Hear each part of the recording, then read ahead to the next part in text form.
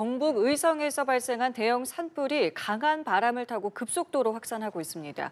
경북 청송과 영양, 영덕 등으로 불이 순식간에 번지면서 인명피해도 속출하고 있습니다. 네, 취재기자 연결해 현장 상황 살펴보겠습니다. 정지웅 기자. 네, 저는 지금 경북 청송 산불 재난 현장에 나와 있습니다. 밤새 태풍같이 강한 바람이 불면서 곳곳에 불이 번졌는데요. 취재진이 새벽까지 둘러본 현장은 말 그대로 손을 쓸 수 없는 속수무책인 상황이었습니다. 대피소를 찾은 주민들은 긴급 대피 문자를 받고 급히 빠져나오느라 옷까지도 제대로 챙기지 못한 채 몸만 빠져나온 사람이 대부분이었습니다. 청송을 비롯해 산불이 번진 지역 곳곳에 사상자가 속출했는데요. 지금도 계속해서 사상자 수 집계는 늘고 있습니다. 산림당국과 경찰, 지자체 등에 따르면 지금까지 확인된 사상자는 모두 18명입니다.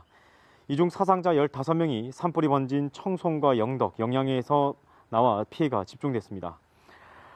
청송에서 60대 여성이 남편과 함께 차량으로 대피하다 사고가 나자 탈출하던 중 불길에 휩싸여 숨졌습니다. 청송에서만 모두 3명이 숨진 채 발견됐는데요. 이웃한 영덕에서도 주민 6명이 숨진 것으로 전해졌습니다. 어제 오후 9시쯤 지역의 한 요양시설에서 입소자들을 태우고 대피하던 차량이 화염에 휩싸여 폭발하는 사고가 났고 80대 노인 3명이 숨져 주변을 안타깝게 했습니다. 경북 영양구 석보면에선 대피하던 차량 전복 사고로 60대 주민 3명이 숨지는 등 모두 6명이 숨진 것으로 확인됐습니다. 관계당국은 희생자들 모두 산불이 급속히 번지자 대피하던 중 변을 당한 것으로 보고 정확한 사고 경위를 조사하고 있습니다. 기상청에 따르면 강풍특보가 내려진 경북에선 순간 최대 초속 27.6m의 강한 바람이 관측됐습니다. 강풍을 탄 산불은 의성이 인접지인 안동에 이어 청송과 영덕, 영양 등으로 삽시간에 번졌습니다. 산불 현장에서 대피한 한 주민은 마치 미사일 여러 발이 날아오는 것처럼 마을 주변으로 불씨가 날아들면서 집과 마을이 순식간에 불에 휩싸였다고 말했습니다. 이처럼 불이 무서운 기세로 닥치면서 거동이 불편한 노인들과 이동에 어려움을 겪는 주민에 대한 대피 지원책이 시급하다는 지적도 나옵니다. 네, 사상자뿐만 아니라 재산 피해와 이재민도 늘어나고 있는데 상황 전해주시죠. 네, 건물 피해도 잇따르고 있지만 현재로선 정확한 집계조차 어려운 상황입니다. 청송군청 주변까지 불이 번지면서 군청이 한때 정전이 되는 등 건물 일부에 피해가 발생하기도 했습니다.